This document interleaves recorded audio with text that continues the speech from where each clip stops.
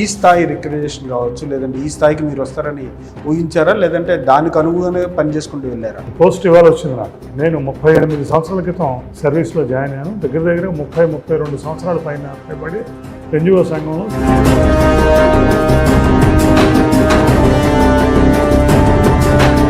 ఈ ఏపీ ఎన్జిఓకి సంబంధించి last time కూడా ఏకగ్రీవం చేశారు. అంటే ఎన్నికలు జరపాలి.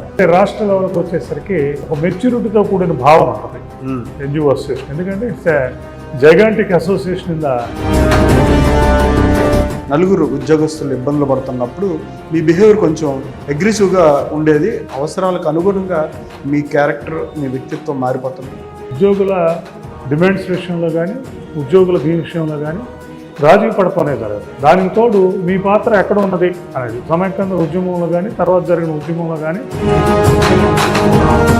ఎప్పుడు బెదిరింపు ధోరణితో మాట్లాడతారు. బెదిరించే ధోరణి మాటలు ఎక్కువగా మీరు వినియోగిస్తారంటారు. అంటే మీరు మిస్అండర్స్టాండ్. నేను ఎప్పుడు బెదిరింపు ధోరణి ఎప్పుడు కూడా మాట్లాడాను. నాకు అటువంటి ఇమేజ్ ఈ రాష్ట్రంలో లేదు. బట్ ఉద్యోగుల గురించి నిష్కర్షగా మాట్లాడతాం, నిక్కచ్చిగా మాట్లాడతాం.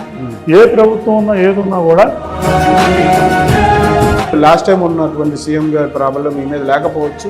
ఆయన తీసుకునే నిర్ణయాలు మీరు వ్యతిరేకించే ధోరణ, లేదంటే ఉద్యోగుల సంక్షేమం, వాళ్ళకి రావాల్సిన హక్కుల మీద పోరాటం. కాంట్రాక్ట్ ఎంప్లాయీస్ రెగ్యులరేషన్ ఏదైతే చేశారో, యాక్ట్ 30 తీసుకొచ్చారో, యాక్ట్ 30ని కూడా మేము ఆహ్వానించాం. సాగర్ గారు హర్షం వ్యక్తం చేశారు, పేపర్స్ అన్నిటికి ఇచ్చారు. అట్ ది సేమ్ టైం ఎప్పుడైతే మీరు రివర్స్ పిఆర్సీ ఇచ్చారో గత ప్రభుత్వంలో, మీ ప్రమాణ స్వీకారానికి సంబంధించి విజయవాడ నగరం ఒక మంత్రి స్థాయి, ఒక డిప్యూటీ సీఎం స్థాయి అంత హడావడి, ఎక్కడ చూసినా బ్యానర్లు, ఒక పండగ వాతావరణంలో క్రియేట్ చేశారు. ఎందుకని? గత 5-6 సంవత్సరాలుగా ఉద్యోగ ఉపాధ్యాయ కార్మిక వ్యవస్థ చాలా ఇబ్బందులు పడింది.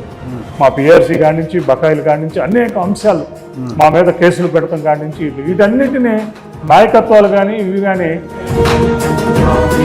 మీ మీద ఇప్పుడు బరువు బాధ్యత రెండు ఎక్కువ ఉన్నాయి అనుకుంటున్నారా, అయితే బరువునే బాధ్యతగా తీసుకుంటారు? ఇప్పుడు నేను బిగిన్ చేసింది గత 6 సంవత్సరాల ముందు నుంచి బిగిన్ చేయాలి. ఎందుకంటే గత 5-6 సంవత్సరాల్లో ఇప్పుడు మేము దాచుకున్న డబ్బులు ప్రభుత్వం ₹1 కూడా లేదు. మేము దాచుకున్న డబ్బుల్ని ఆపేసుకుని కూర్చోము. ఉద్యోగ సంఘాల నాయకుడుగా మేము వెళ్ళి, ఏ ప్రభుత్వం వచ్చినా సమావేశాలు జరిగినా కంట్రోల్లో ఉంటున్నాం అంటారు. మరి ఈ ప్రభుత్వం వచ్చింది, మీరు కంట్రోల్లో ఉంటున్నారనే దానికి అర్థం ఏంటి అసలు? మేము కూడా అదే చెప్తున్నాం, కంట్రోల్లోనే ఉంటాను. ఉద్యోగుల కంట్రోల్లో we have been represented by the employees. అందుకని ఎంప్లాయీ అనేవాడు తన మనోభావాలకు అనుగుణంగా. మీరు ఇక్కడ ఏదైతే ఆఫీసులో కావచ్చు, మీ సంస్థ కార్యాలయాల్లో ఉద్యోగభరిత ప్రసంగాలు కావచ్చు, ఇంకోటి మీరు మాటలు బాగా చెప్తారు.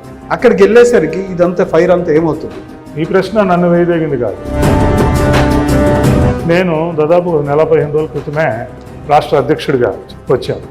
వచ్చినాక ఇంతవరకు ప్రభుత్వంతో చర్చలు కానీ, దానికి సంబంధించిన అంశాలు కానీ తెలియదు. దానికి తోడు ఇంకొకటి ఏంటంటే, ఇవ్వాల్సిన హామీలు ప్రభుత్వాలు అధికారంలో రావడానికి పార్టీలు హామీలు ఇచ్చి వస్తూ ఉన్నాయి. ఎవరైతే ఇన్ని ఏళ్ళ సర్వీస్ చేసి రిటైర్మెంట్ అయిన తర్వాత డబ్బుల కోసం వేచి చూడాల్సిన దుస్థితి ఎందుకు వచ్చింది? మేము జీపీఎఫ్లో డబ్బులు దాచుకుని 40 సంవత్సరాలు దాచుకుంటే రిటైర్ అయిన వ్యక్తి ఎప్పుడు వస్తుందో తెలియదు. మేము ఇంకోటి కూడా అడుగుతాం గవర్నమెంట్ని. ఈ ఇమేజ్ ఏమో చూసి అన్ని పోరాట ఫలితాలుగా తీసుకొచ్చినవి ఉంటాయి, కానీ ఇక్కడ పోరాటం కాదు, సమన్వయంతో వెళ్ళాలి.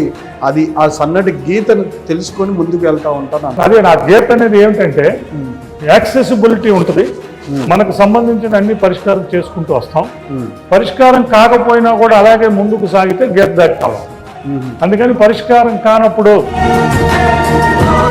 ఏపీ ఎన్జిఓస్ స్టేట్ అధ్యక్షుడిగా ప్రజెంట్ ఉద్యోగస్తుల పరిస్థితులు ఏంటి, వాటికి సంబంధించి ఎంత బకాయిలు ఉన్నాయి, ఏ ఏరియాస్ కావచ్చు? ఉద్యోగులకు సంబంధించి ఇప్పుడున్న పరిస్థితి చూస్తే గత పరిస్థితికి పెద్ద భిన్నంగా ఏం లేదు. మాకు ఈ ప్రభుత్వం వచ్చినాక 1వ తారీఖు జీతాలు ఇమ్మని చెప్పారు ముఖ్యమంత్రి గారు.